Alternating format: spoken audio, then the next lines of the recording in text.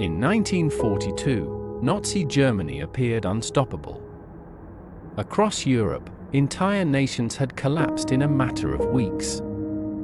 German armies stood deeper inside enemy territory than at any point in their history. To many observers, the outcome of the war seemed inevitable. Yet in a ruined city on the banks of the Volga River, Germany would suffer the greatest military disaster it had ever experienced. More soldiers would be lost here than in any other single battle. An entire army would cease to exist. Not because of winter alone. Not because German soldiers lacked courage. But because defeat had already been built into the decisions Germany made long before the first shots were fired. This is the true story of why Germany lost at Stalingrad. By the summer of 1942, Germany controlled more territory than at any point in its history. From the Atlantic coast of France to the outskirts of the Caucasus Mountains, the Wehrmacht dominated Europe. France had fallen in weeks. Poland had been erased from the map. Yugoslavia and Greece had collapsed. Norway lay under occupation. In the east, the Soviet Union, Germany's greatest ideological enemy, appeared close to destruction. The previous year, Operation Barbarossa had unleashed the largest invasion in human history. More than 3 million Axis soldiers crossed into Soviet territory. Entire Red Army formations were encircled and destroyed. Millions of Soviet prisoners were taken. To Adolf Hitler, these victories confirmed everything he believed. Germany was militarily superior. Its enemies were weak. And history itself was on his side. But beneath this image of unstoppable momentum, Germany was facing a crisis that victories alone could not solve. A crisis of resources. A crisis of logistics. And most importantly, a crisis of time. Germany was fighting a war it could not afford to fight for long. And Stalingrad would expose that reality to the world. German military doctrine was based on speed. Blitzkrieg, lightning war, relied on rapid movement. Tight coordination between tanks, infantry, and aircraft. And the ability to strike deep before the enemy could respond. This strategy had worked brilliantly in Europe. Short distances, dense infrastructure, well-developed road and rail networks. But the Soviet Union was different. The distances were vast. The infrastructure was poor. The terrain was unforgiving. Every kilometer advanced stretched supply lines further. Every day of fighting consumed resources Germany could not easily replace. The deeper the Wehrmacht moved into Soviet territory, the more fragile its position became. By 1942, Germany was no longer fighting short campaigns.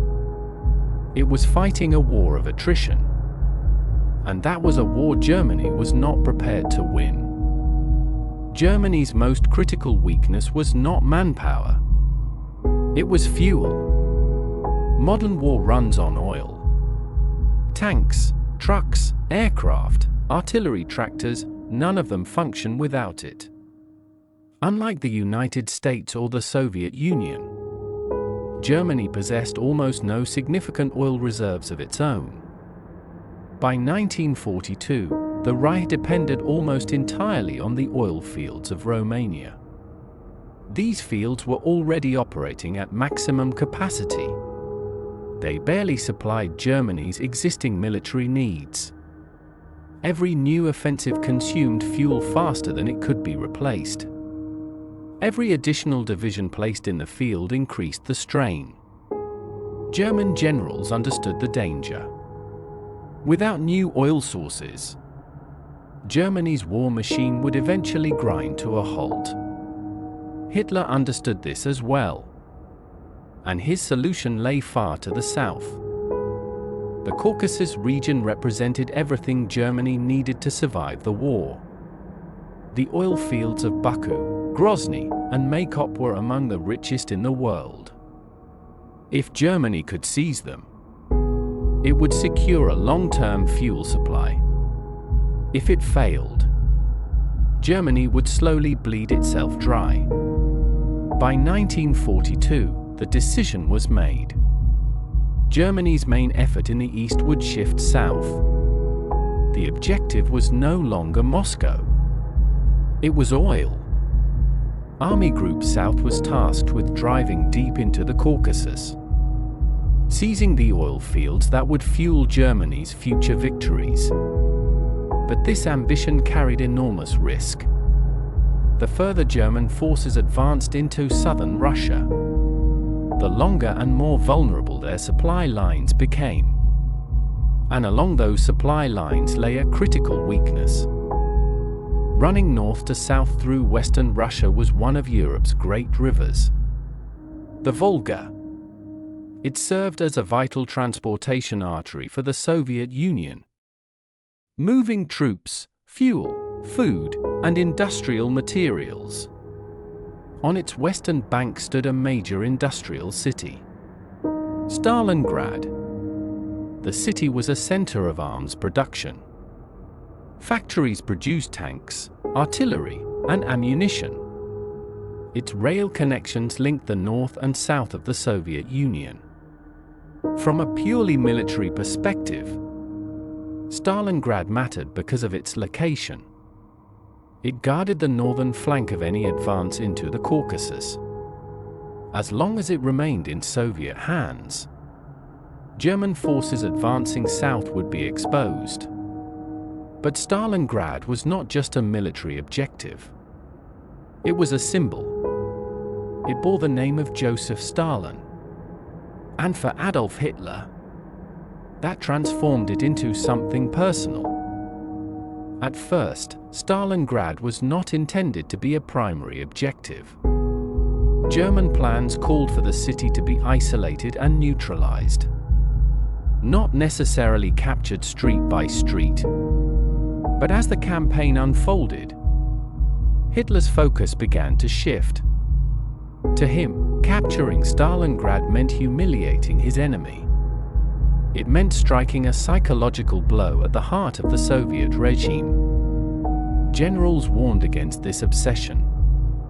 They argued that the army lacked the strength to pursue multiple major objectives simultaneously, that supply lines were already dangerously overstretched, that the Red Army was far from defeated. Hitler dismissed these concerns. He believed willpower could overcome material reality, that boldness itself would produce victory. And so, against the advice of his commanders, he made a fateful decision. Army Group South would be divided. One force, Army Group A, would drive into the Caucasus toward the oil fields. The other, Army Group B, would turn east and seize Stalingrad. This decision violated one of the most basic principles of warfare: concentration of force. By splitting his armies, Hitler ensured that neither group would be strong enough to guarantee success. German commanders protested. They warned that the front was already too wide, that reserves were insufficient, that supply routes could not support such an ambitious plan. Hitler overruled them. In his view, hesitation was weakness, and weakness was unacceptable. Stalingrad was no longer just a city. It was becoming a test of ideology. As German forces advanced toward the Volga in the summer of 1942, resistance initially appeared weak. Soviet units fell back under heavy pressure. Entire regions were overrun. But this retreat was not collapse. It was strategy. The Red Army traded space for time. It withdrew deeper into Soviet territory, stretching German supply lines further with every kilometer. By the time German forces reached the outskirts of Stalingrad, they were already exhausted. Fuel shortages slowed movement. Equipment wore down. Replacement troops lacked training and experience. The battle had not yet begun, but Germany was already paying a price. In late summer 1942, the Luftwaffe was unleashed against Stalingrad.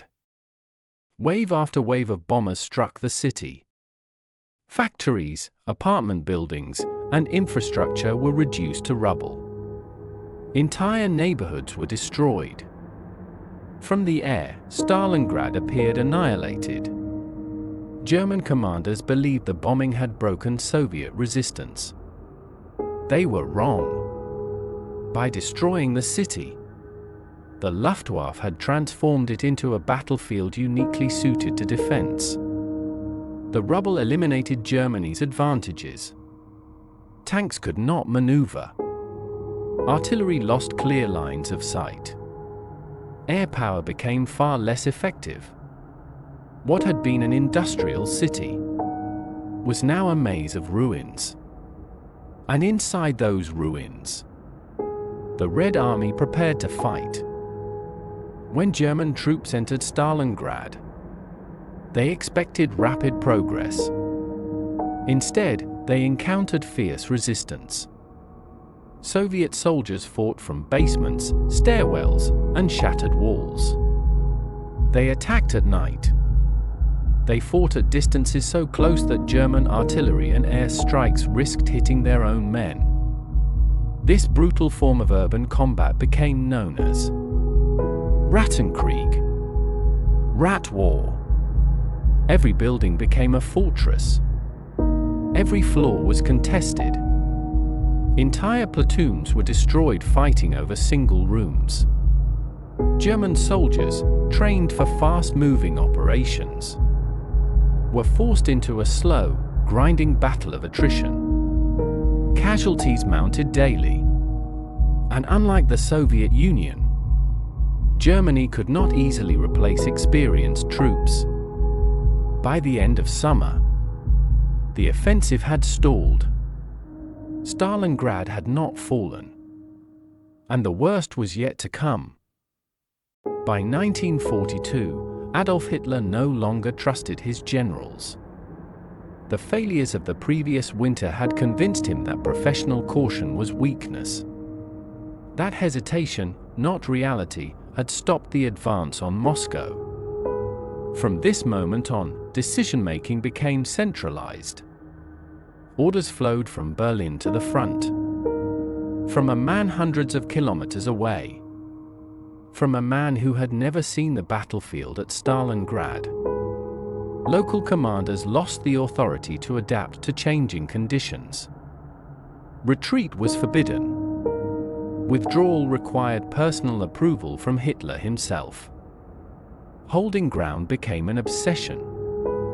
At Stalingrad, this rigidity proved disastrous. German units were ordered to capture specific objectives: factories, apartment blocks, rail stations, and hold them at all costs. Even when positions became indefensible, commanders were denied permission to pull back. The battlefield changed by the hour, but German orders did not. While Soviet commanders adjusted tactics daily, German forces were trapped by decisions made far from the front. Flexibility meant survival, and Germany no longer had it. As the fighting dragged on, the nature of the battle changed. Stalingrad was no longer an offensive operation. It became a struggle for survival. German soldiers fought continuously. There were no clear front lines. No safe rear areas. Attacks came at all hours. Day and night blurred together. Units were rotated less frequently. Rest became rare. Exhaustion became constant. Soviet forces understood this dynamic. They launched endless small-scale attacks, not always to gain ground, but to deny the enemy rest. Every night assault shattered nerves. Every sniper shot increased fear. The goal was not just to kill. It was to break morale. Life inside Stalingrad was brutal beyond imagination. German soldiers slept in cellars, trenches, and shattered buildings. Often beside the wounded. Often beside the dead. Food supplies were irregular. Rations were reduced repeatedly. Clean drinking water was scarce. Many soldiers drank from the Volga or from contaminated sources. Medical services were overwhelmed. Field hospitals overflowed. Wounded men froze before they could be evacuated. Disease spread rapidly. Lice, dysentery, and infections weakened units already pushed to their limits. The environment itself became an enemy. Stalingrad was not only killing German soldiers, it was destroying their will to fight. The battle took a severe psychological toll. Soviet snipers targeted officers, messengers, and machine gun crews. Anyone who stood out became a target. German soldiers learned to fear movement. A single step into the open could mean death. Night assaults were especially terrifying. Soviet troops infiltrated German positions silently. Hand-to-hand combat erupted in the darkness. Sleep deprivation became a weapon. Men fought for days without rest. Hallucinations became common. Letters home described hopelessness. Confidence in victory faded. Stalingrad was no longer about winning. It was about enduring. At the center of the battle stood the German Sixth Army, commanded by General Friedrich Paulus. It was one of Germany's largest and most prestigious formations. But Paulus was not a battlefield commander. He was methodical, cautious, dependent on orders from above. When faced with uncertainty, he deferred to Hitler rather than act independently. This trait would prove fatal. As conditions deteriorated, Paulus requested permission to withdraw or reposition his forces. Each request was denied. The Sixth Army remained trapped in the ruins, fighting a battle it could not win.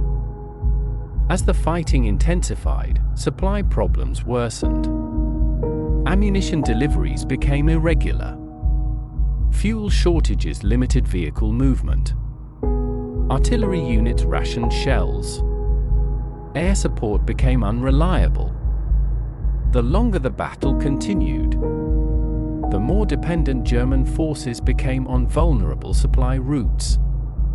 Rail lines were overstretched. Trucks broke down.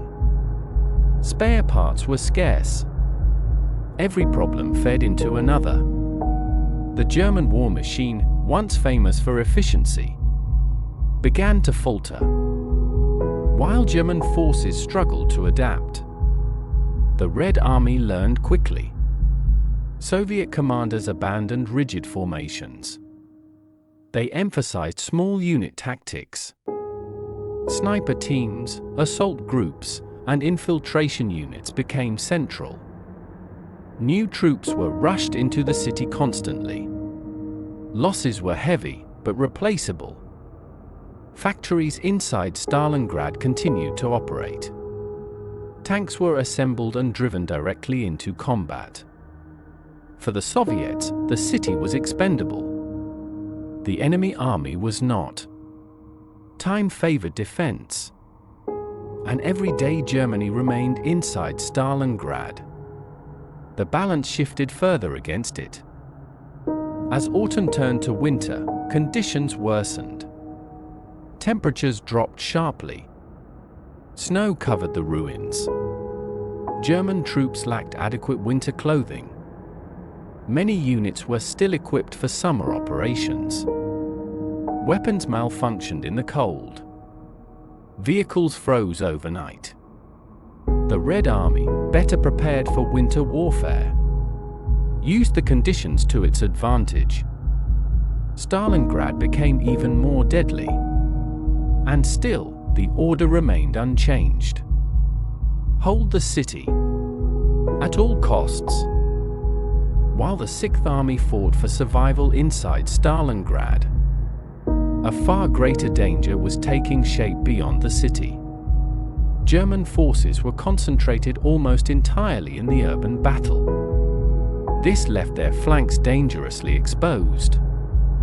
To the north and south of Stalingrad, the front lines were held not by German troops, but by Romanian, Italian, and Hungarian armies. These Allied forces were poorly equipped. They lacked modern anti-tank weapons. They lacked adequate artillery support. They lacked winter clothing and reserves.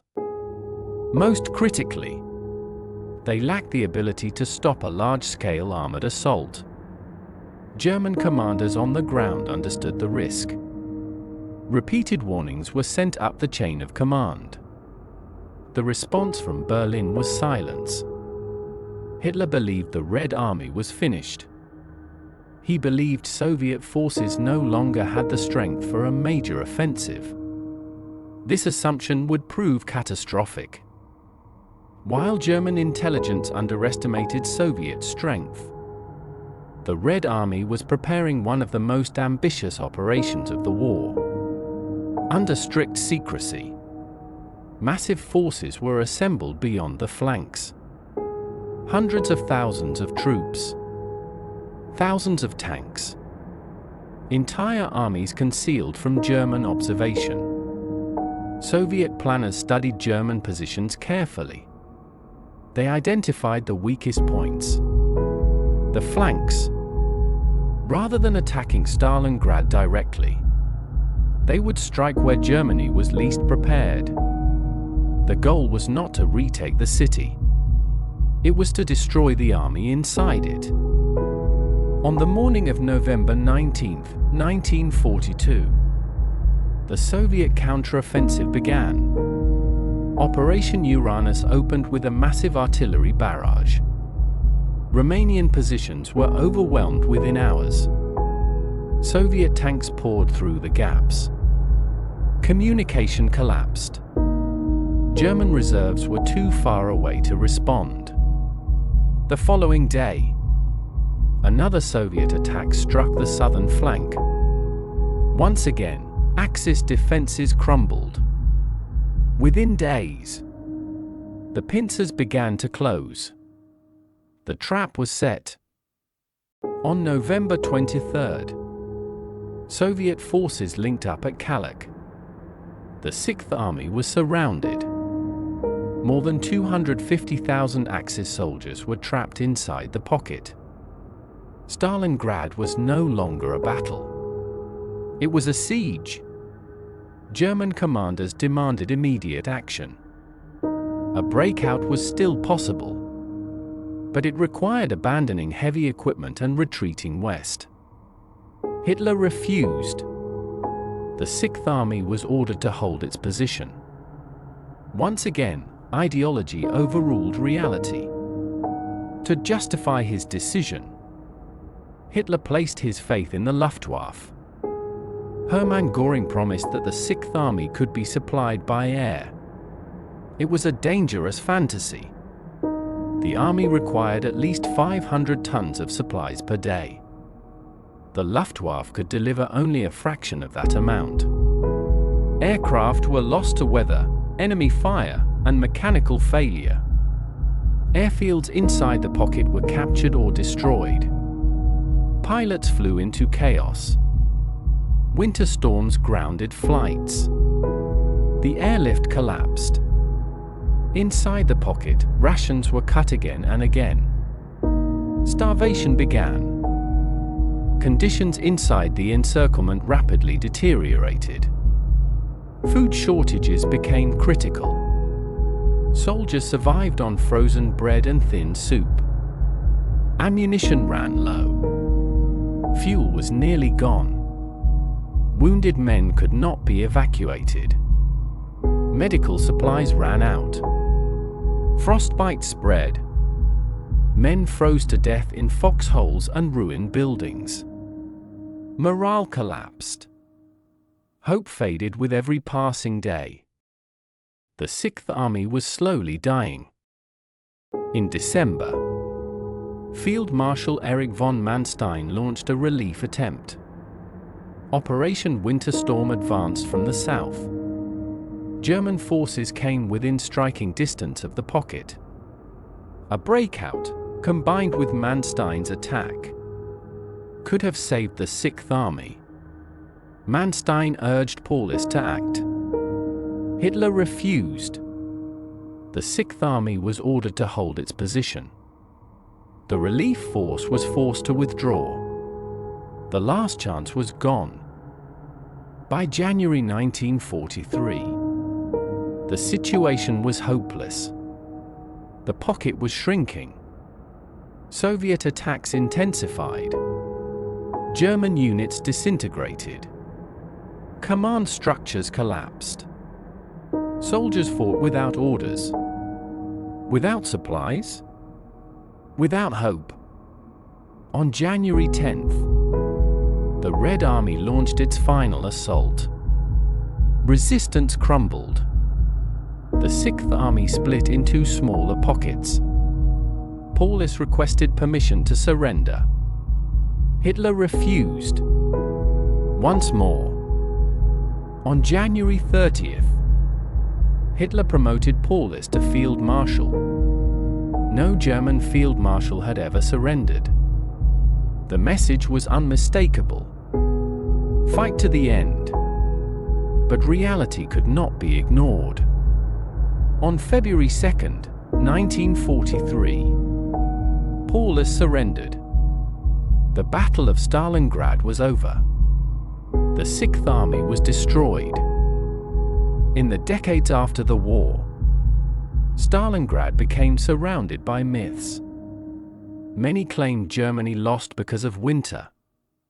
Others blamed overwhelming Soviet numbers. Some argued the defeat was inevitable. But these explanations miss the truth.